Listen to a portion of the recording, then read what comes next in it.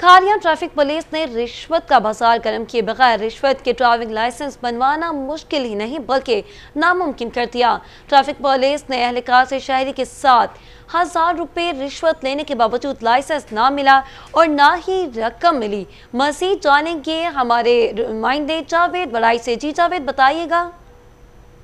जी बिल्कुल, रिश्वत के बगैर ड्राइविंग लाइसेंस बनवाना मुश्किल ही नहीं बल्कि नामुमकिन हो चुका है। मैं इस वक्त खिदमत मरकज़ खारियां के सामने मौजूद हूँ और मेरे साथ एक शहरी मौजूद हैं। इनसे बात करते हैं और जानते हैं कि इस हवाले से इनके क्या तासरात हैं। इन्होंने भी लाइसेंस के लिए अप्लाई किया था, क्या बना आपके लाइसेंस? अस्सलाम वालेकुम जी। असद गुजर साहब ने मेरा 60,000 रुपया लिया है लाइसेंस वास्ते।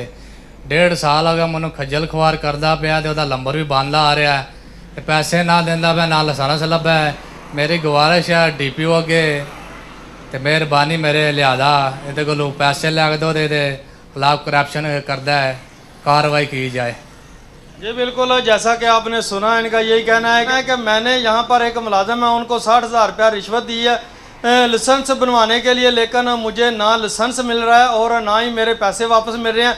मेरी DPO गुजरात से अपील है मेरी जो रकम वापस कराई जाए और ऐसे करप्ट अफसरान के खिलाफ कानूनी कार्रवाई अमल में लाई जाए। जी।